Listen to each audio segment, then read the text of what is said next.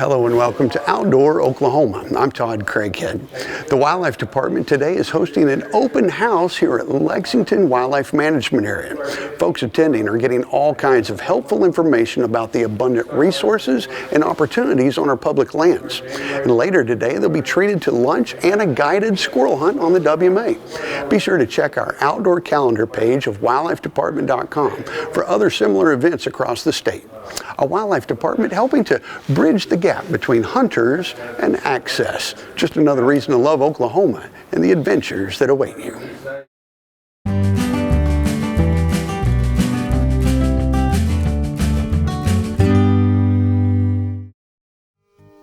For most anglers, especially kids, using a small plastic, cork, or styrofoam bobber is a great way to catch bluegill or other sunfish from the bank.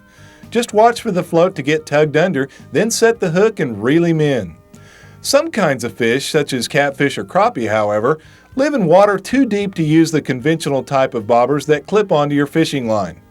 One way to fish deeper waters and still keep your bait up off the bottom is by an ingenious technique called slip corking.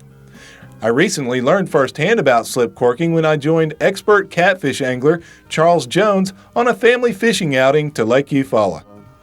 The wind ain't blowing too hard, and this is a good spot we're fishing in. It's kind of noisy because we're up under the bridge. You've got your rod hooked up, and you brought me one that isn't hooked up, but I want you to show me this slip corking technique. Okay, we'll do that, Rich. Like I say, mine's are set up here already, right? And I'm gonna have to set yours up like this. Okay. We have our slip cork, our weight here, and our beads, and our sponge, and you'll see how this works later on. Okay. But right now, I explain it to you. The rod is a long rod, about 8.5. Right. Which yours is a little longer. Yours is 10. And for the bigger fish, right? Yeah, for the bigger fish. Because I'm going to catch the biggest fish. Okay, yeah, you might. And right here, we got the slip cork here, and this is designed for fishing deep. Okay. You can fish anywhere from 1 feet to 100 feet. Just it's only limited by the amount of line on your reel, right? Yeah, that's right. As deep as you want. Well, you know, so many people, they fish with a float. It's one of these little plastic floats, and really they can only set that thing maybe just a little bit longer than the rod itself, or else they're going to get it hung up on the cast. But this is a neat technique because you can throw it out and fish deeper water. That's right, and it's been real successful for us. So this is the way we've been using. I've seen your pictures. Yeah. So, well, let me show you how this is hooked up here. Okay. I'm gonna just set mine right here and just lay it on the side here. Now, what kind of pound test line are we using here? You're using probably 17, and I got 15 there. Mine's a little lighter. Okay. But get the end of that. Yeah, we'll just get the end of that, and let me have. Yeah, you got the little line here. Okay. First, I'm gonna put out my slip corks here. These are called slip corks. Right. And you make these? Yeah, these are handmade here. Now, what kind of wood is this? That's cedar wood that we use. Cedar, okay. Mm-hmm. You can pick like out shingles or something like that? Like shingles. You can pick the one out you want. Well, since I'm going to catch the biggest fish today, I think I may want the biggest float. That'll be fine then. I think so.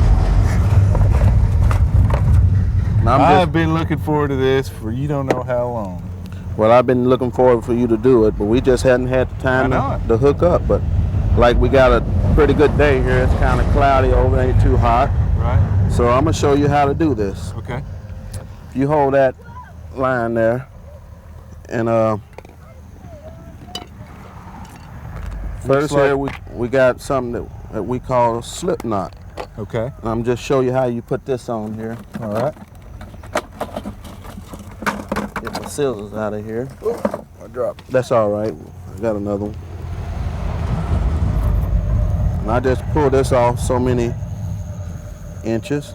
Now this is like a little piece of elastic then, right? Yeah. Something that we came up with.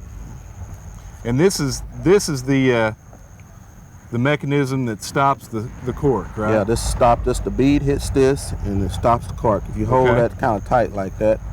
Hold the line tight? Yeah. Okay. I'll show you how to do that. Let me have a little more room here. Okay. Well, what we do is I put that through there and I tie it like this. I put it back through there and I pull it and I slide it. Okay. You just kind of do that many times where you can get it pretty good size, because later on we're going to put a bead through here and you'll see that we need this, like this, to put the bead through here. You just loop that a few times. Right. Get it pretty good size, make sure so that bead won't go through here. And this knot right here, it's big enough to stop the bead, but it's not so big that you can't reel it up in your reel. That's right. That's where we make it. Where we And do you have to use a certain kind of fishing reel, or can you use? You can use any kind of fishing reel you want. It'll go up in there. Even like a closed face spin cast reel. Closed face spin cast reel. So we got that on there. And this is a knot here. That's the knot, and you see it slide back and forth there. Oh, okay. So if the fish are biting at, 20 feet and you got it set for 10, you just slide this up the line 10 feet and there you go. That's right, and it works like that. Then we slide the bead on here. Okay. We're gonna. And this bead is what hits this little eye screw thing. That's right. Here, right? Uh-huh. Okay. We're gonna try to get the string through the bead. Hey! Yeah, Hey, look at that! Yeah, that's what I'm talking about. All right. That's the kind. Check it out. That's what we're doing. Is that a little channel cat or a blue? That's a blue cat. I'll be darned. That's a good one, CJ. Hey, all Maybe right. we can hurry up and get on out here and get us something like that. Hey, I'm ready. Okay, you ready? Good job. Good job. I'm going back down there and put him on my stringer. Okay. He's gonna go back to fishing. I don't blame him. I don't either. So. Well, let's hurry up and get Okay, let's this. do it then. And Knot then- goes on first, then the bead. That's right. Then we're gonna put the cork. This the cork you picked out. You picked out a pretty one. Hey, man. I picked out the biggest one, man. Okay. That don't mean you're gonna catch the biggest fish. It's big. The bigger cork helps you to throw farther if you Right, if it's somewhere, a windy day or something. yeah, like that. windy, and it stays up better. And here next thing goes on. These little stoppers, I call them weight stoppers. I just been introduced to them. And we'll give you a red one here. Okay. Kind of match your cork there. What I do is I just take it and I pinch it like that. Oh, okay, and it creates a little hole there. Yeah, threads a little hole there. I'll be darned. Fishing around these bridges like this, yeah, that's a kind of a neat thing with this slip cork technique, because a lot of times, the water's pretty deep around these bridges to allow boats to go under.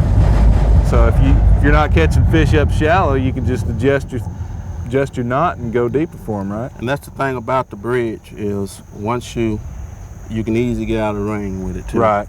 If it started raining on you. So we got that on. And next what we're gonna do is we're gonna take the hooks. I'm gonna get you a size 4 here. Okay. Since you claim you're gonna catch some big fish.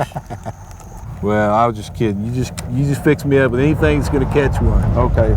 So they call these sponge hooks. I make these too. Okay. Made out of natural sponge. Right. And it seems to hold the bait a lot better to soak in. Then the synthetic sponge. Yeah. What I do is I just put that on. It's just a regular knot here. It's no special knot. We take that, scissors, we just go ahead and clip that. And then we take the weights here. We slide this down to about 6 inches. That's gonna hold. Okay.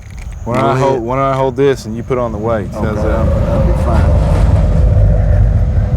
'Cause I'm ready to get out here and get them. I'm already set up, but I'm just kind of. Well, I'm glad you're teaching me how to set mine up, because I've been wanting to learn this technique ever since I've known you, 10 years. Maybe next time you'll be able to do it on your own. Yeah. Just kind of slide these on here, because you got a pretty good sized cork, so you might need some extra weight to yeah. get that down. Okay. Now the catfish comes up, you want this to where he doesn't feel like any resistance? Is that the idea? That's the ideal of it all. And the thing about you'll trim once you hit the water. This will blow up. This is natural sponge here.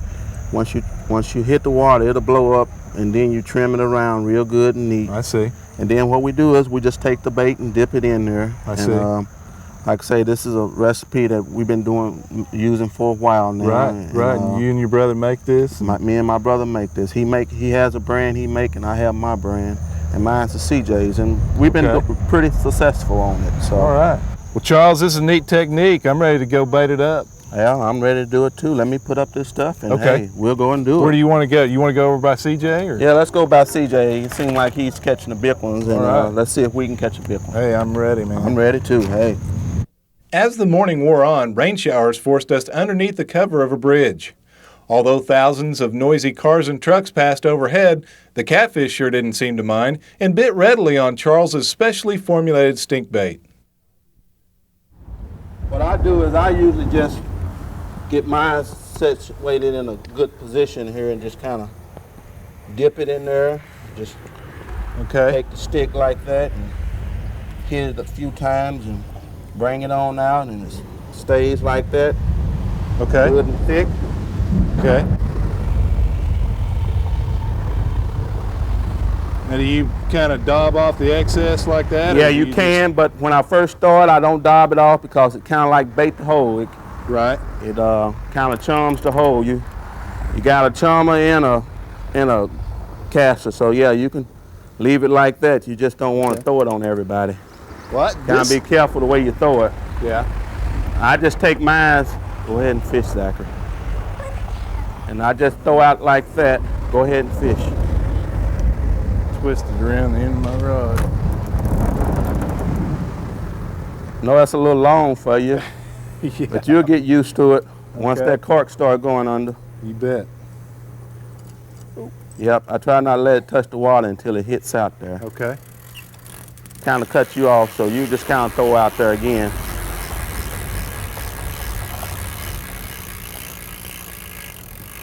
Yeah, just, there you go.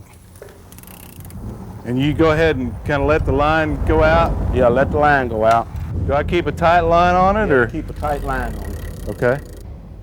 Now, does it, when they bite, does it just suck under there immediately, or do they kind of run off with it? Sometimes they'll run with it and then they'll take it all the way under, but when he go under, we set the hook. Hey, CJ's got one. All right. Give him the steel. CJ got one. All right. Yeah. What is he? I can't tell what he's got yet. Oh, he's got a little, is that a channel or a blue? Little channel. Channel cat, all right.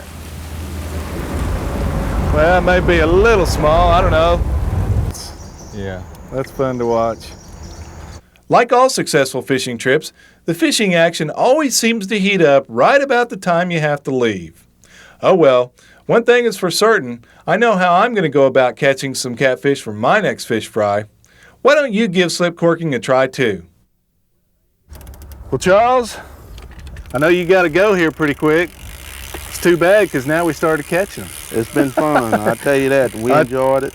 I tell you what, you made a believer out of me with this slip cork technique. Let's take a look at all these fish we got. Yeah, we started out little ones, but now the big ones have started hitting, and look at that. it's like that sometimes when We you got got channel to leave. cats and blue cats both. That'll make a few fish fries. Oh yeah. Like I say, when we cook them, I got your phone number and I'll give you a call. Hey, sounds like a deal. You got a plan. We enjoyed it. Thank you. I've enjoyed it, and it's so nice to be out here fishing with my family. All right. good. Sounds great.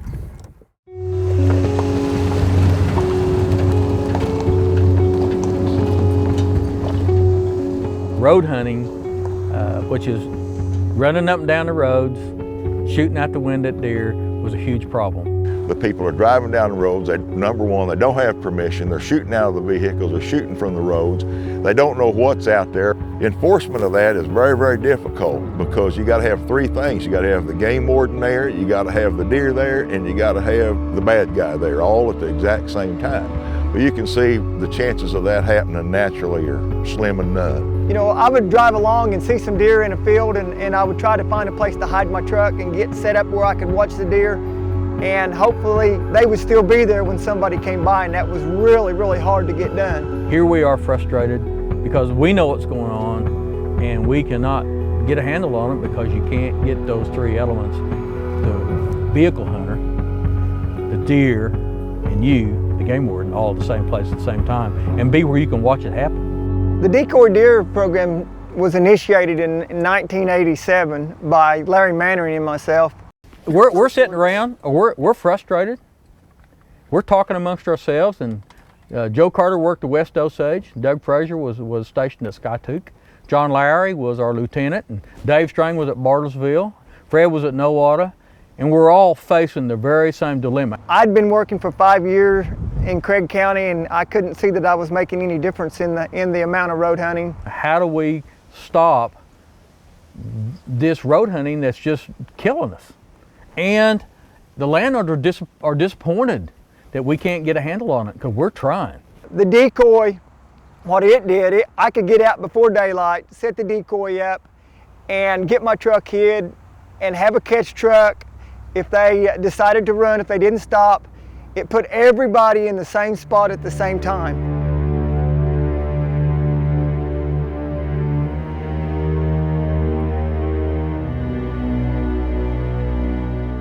Okay guys, we got a vehicle northbound. It's a Chevy extended cab. Z71 northbound, stand by.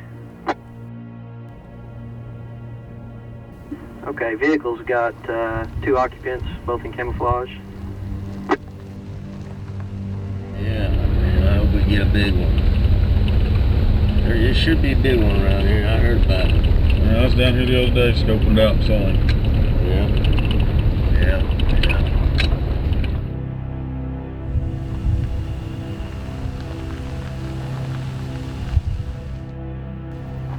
Hey, there he is. I see him. There he is. Get your gun. Okay, they stopped. I got him. Shoot him. If you could get a deer to look like a real deer in the wild, there was no question.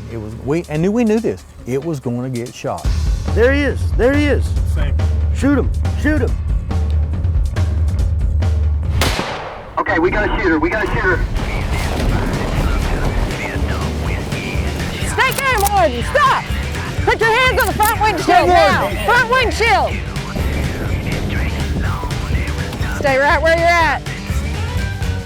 Okay, get out and put your hands on the tailgate. Hands right up. Right back here.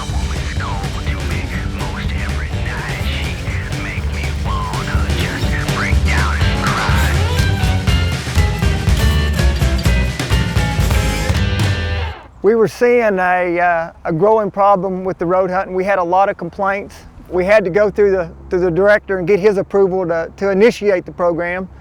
From there, we went to the Wildlife Commission and went into a commission meeting and got their grace. And then I had to look at our laws, our state statutes. So we went and had the Attorney General look at our regulations and laws that we already had, and that was approved. And from there, we started the program. And they knew I had a video camera, so they got me involved, and we'd go out and set up and wait for the bad guys. Now the problem with it is you got to have 3 things. You got to have the game warden, you got to have the deer, and you got to have the bad guy, and you got to have them all at the same place at the exact same time. Where do we need to set this up? When do we need to set it up? Who do we need there to make sure it's going to be right? Do we need to video it or not? And we decided we did. So the first time with the real decoy, the one John was running the video on, yeah, it was like, ooh. We knew they would shoot if we had people come by to see it, because we knew the problem. But did we get the right spot? Oh, yes, we did. 11:25.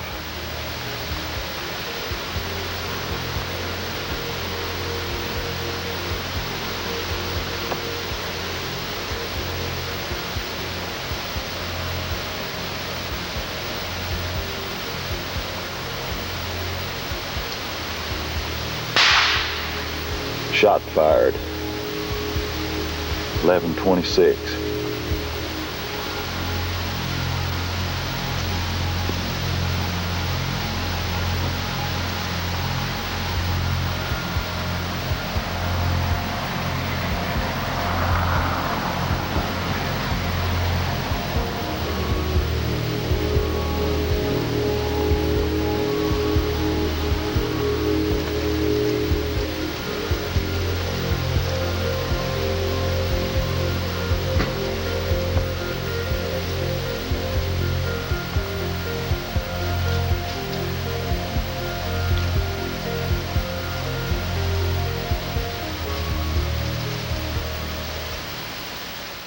It was just a mounted deer with a real hide.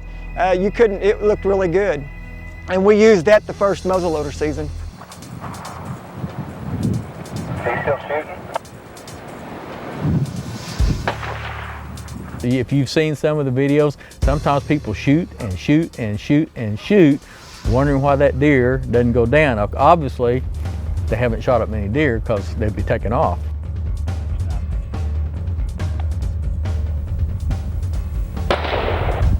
One shot fired. No passengers, the driver's getting out.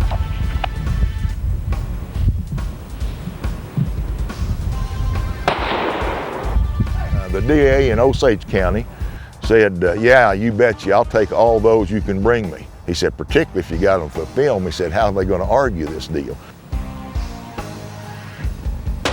So for a while, people just shot it because here's a deer, quick, slide the brakes, back up, out the window, bam, that's how fast it was. He slowed down like he saw it, but he went on. The evolution had to happen because people were quitting to shoot. They were looking at it. And if the deer doesn't show some sign of movement, they don't shoot. It went from being static, just a mounted deer, to being mobile and to being where it could move. You had the tail moving on it, the head moving on it. Why won't you just play nice? And have all that robotics, it took a lot of money. To make a mechanical decoy is really pretty tough. You cannot believe how many landowners funded a decoy being made. So they knew there was one for that area. I would say 50% or more was purchased by landowners that were sick and tired of the road hunters. And they knew they could get something done if there was a decoy work. Why don't you just play nice? We know that today, the public knows it's going on. Doesn't mean they're not going to do it, they are. But it's also going to mean that they're going to hesitate.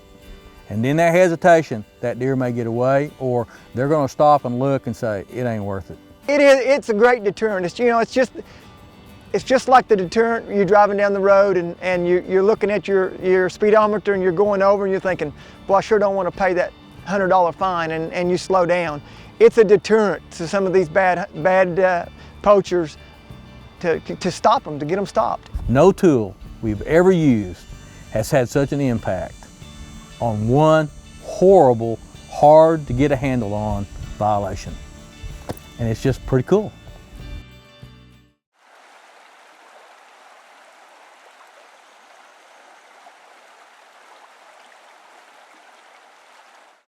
Well, we hope today's stories remind you that Oklahoma is an incredible place to explore. So no matter how you choose to enjoy our state's incredible natural world, remember, it starts with Outdoor Oklahoma.